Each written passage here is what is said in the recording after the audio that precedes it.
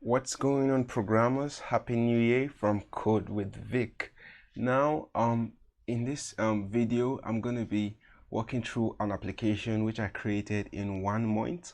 In 1 month, okay, using C Sharp. And as you can see in my channel, I love Python. I'm a Python programmer, and I've made a lot of videos about Python. But I decided to take 1 month of my life to actually learn C Sharp and try to build something out. And this is a web application which I was able to build with C Sharp. Now the 1 month includes the time for learning beginner codes in C Sharp, such as loops, statements and all that, classes, they are complex, should I say, classes and inheritance, all those stuff, all those fun stuff. Okay, the 1 month includes that, and then learning their framework for creating a website, which is their ASP.NET Core. Okay, so that's what I use to create this website. Now I am not super great at creating graphics and all the webby things. I always try to run away from websites, okay, but we're gonna see what I was able to do. Now you can see, as you can see here, I used Bootstrap for the most of this website, since I'm not very skilled at creating should I say, beautiful websites. So Bootstrap actually helps out a lot. I know it doesn't look great, but at least my idea came out here. Now the main work of this application was done in the back end. Now the back end was crazy, and I'm going to show you guys. Okay, so this is a school management application, if you can't tell, and look at the title, school management. Now this application actually depicts what a real life application should look like. Now if you want to build an e-commerce website, you want to build a website for a hospital, a website maybe for a hotel close to you, or any kind of website you want to build, now there's definitely going to be something in this application which you can find useful. And then let's go into it. Now in a school environment, we all know that when students come to school, you definitely have to register every student. So I definitely thought of that. That's the admission tab. You can register a new student. I'm not going to walk you through registering a new student. I've done that before now. Now this doesn't look great either. So you can enter the student ID. That is an ID that is specific to that student, the last name of the student, the first name of the student, date of birth, the class of the student. Now in other higher tier countries like USA and, should I say, England, or well, I don't know, just any of those countries, you might call it should I say, is it classes you call it? You might call it grades, you know, like grade 1, grade 2. Nigeria here will call it classes. So you could see different classes. You can choose the class you want the child to be in. It should be in kindergarten, wherever, and then you can create that student. Now you can also admit teachers, so you can register a new teacher. You just need the teacher ID, the last name, the first name, and the date of birth of that teacher. And we can actually go ahead and view all teachers that we have currently. So you can see all the teachers we have currently, their teacher's ID, their first name. Now if you notice, this is actually fetching data from our database. I also learned this database during this time. Now it's not easy to learn all this in 1 month. I had prior knowledge about a little bit about C# before then, a little bit about database management, but this can show you what you can achieve if you pay close attention and take your time to learn a programming language as good as C#. Okay, so you can view all the teachers. I think you can also view or search students. Okay, view or search students. Let's try that out. You see it's fetching students. Okay, great students with their pictures. It's really funny though. Well, let's try to search this student here, Dozier Victor. I'm just gonna type Dozier Victor, and then I'm gonna click on search. Okay, why does nothing come up? Let's try Dozier and see. Okay, it brings that out, Dozier. Okay, I think it either takes the first name or the last name. Let's search that again and see. Okay, that works fine, but you should have been better if you can put the full name in. That wasn't implemented, but that is not the case. That's not what we're looking at. Now we have other tasks here. We have view students by class. Okay, so this is view student by class. You can select a class. Now here it's making use of Bootstrap. Now I also learned this during the 1 month period. I was working every day, so it wasn't just like 2 hours a day or so. I spent 6 hours, almost 6 hours a day, working, learning, working, watching videos, watching tutorials and so on. So you can see the classes. You can click on this class. You can see it's only one student here, which is Newton Daniel.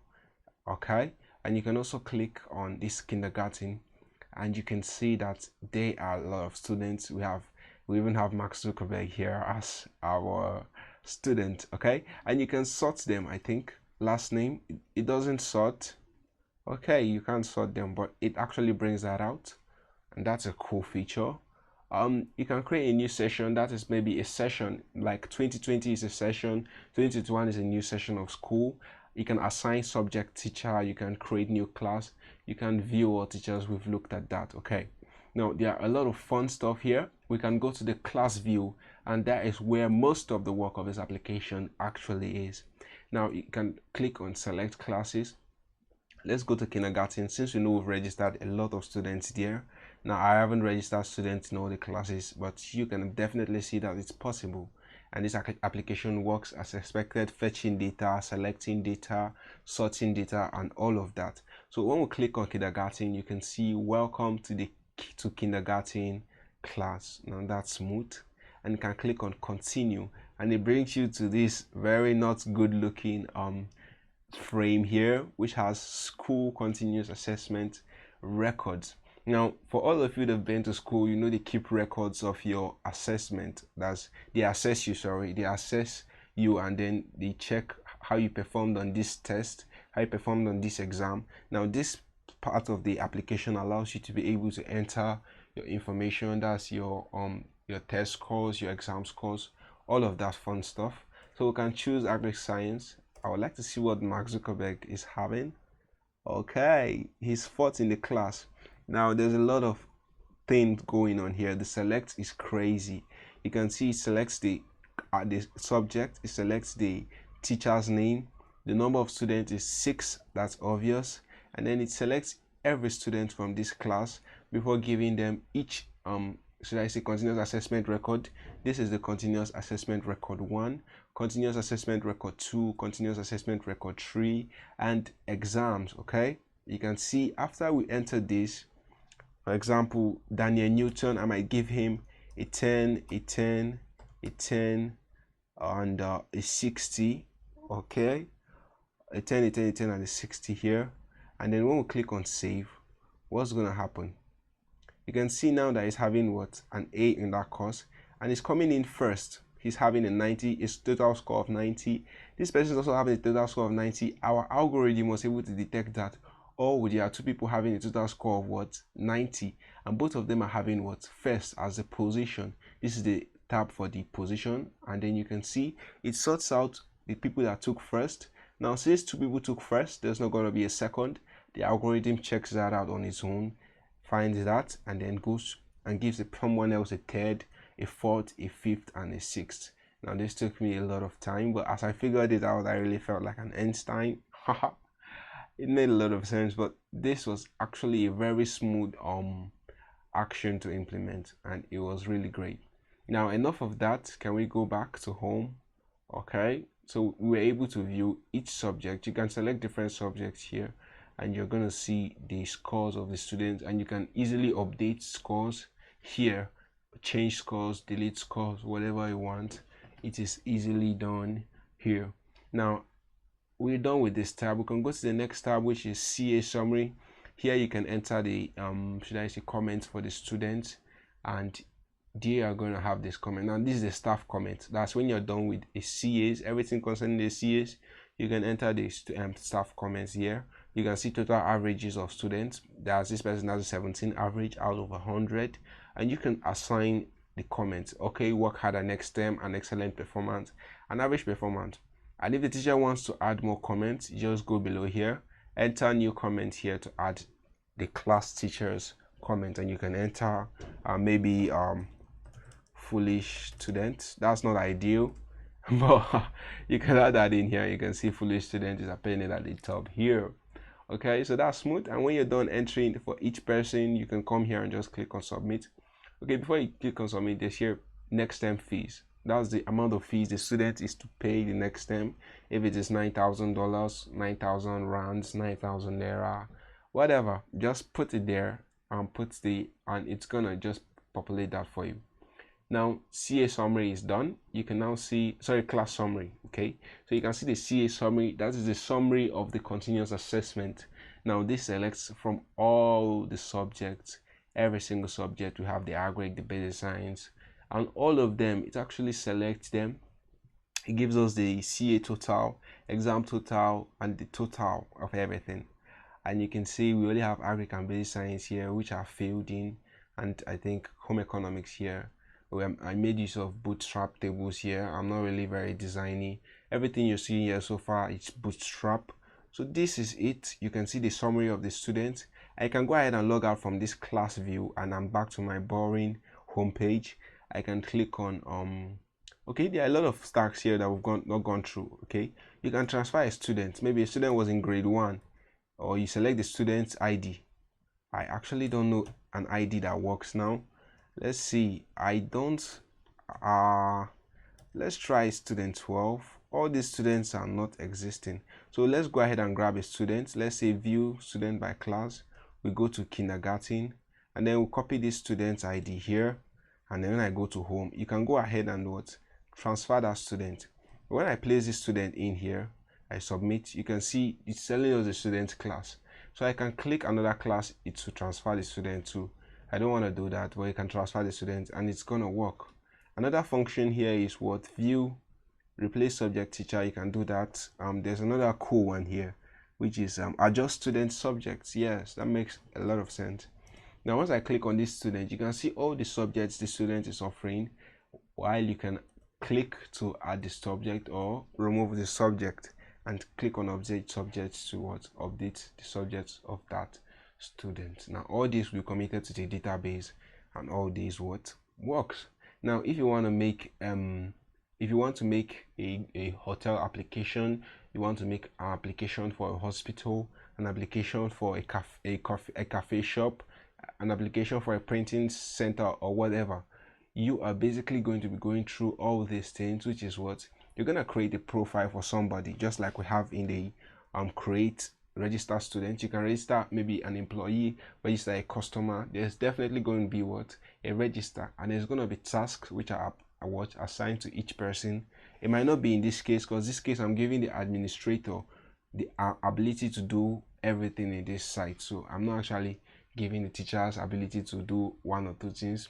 Since I had a limited amount of time, this was what I was able to what achieve within this little time frame. Now to wrap that up, this whole application, the output of this application is what, the results of the students. Now once student CAs have been processed, the results of those students, or I don't know what you call it in your country, but the result definitely is what the student collects and then goes home to show his parents or shows the whole terminal work. So if you click on this class, print class results, you're going to see, you can select a class, and I'm going to select the nursery. We have nursery, primary, secondary, all that is just to select a class. So I've selected the kindergarten class, and I can click on submit. When I click on submit, we have the list of all the students in the kindergarten class here. We have the registration number, their full name, and you can click on print results. Now let me print the result of Mark Zuckerberg, and let's see what we get. Click on print results. Okay, I can see his picture. He's supposed to be the student's picture that is here, and this is having a screenshot of a code or whatever, and you can see his information here, his name, his registration number, academic year, the sex here. I don't know why it's new. It should have something, definitely. Father's phone number, nothing is there. Next term fees, I think those have not been updated, but once you update those things in the other sections I've shown you, it will definitely be updated here, and you can basically see all his scores in all the subjects: agric science, basic science, civic, Christian religious knowledge, maths, physical and health education, social studies, and so on. Okay, you can see number in class, there are 6 people in the class. Number of subjects offered, there are 8 subjects he offers. Total score is 139. Final average is this, and then the position in class is 5th. So he came 5th out of what, 6 students. That's not bad.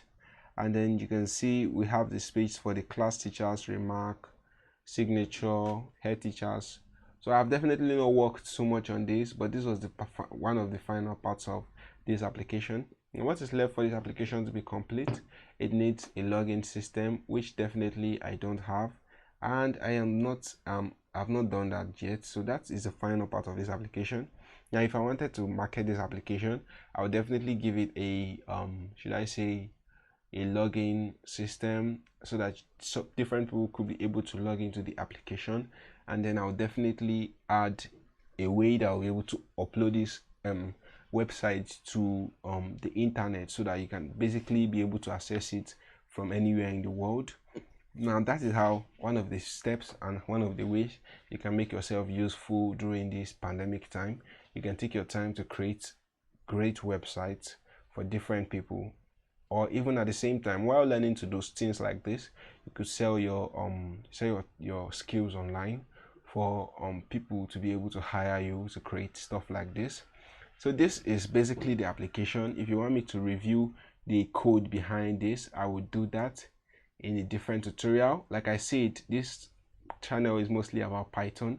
I want to shift a little bit into C# programming, and I would love to teach it, okay? Because while I teach, I'm learning. I'm not an expert, okay? So this is basically what this video is covering, and I'm really glad if this video was helpful to you.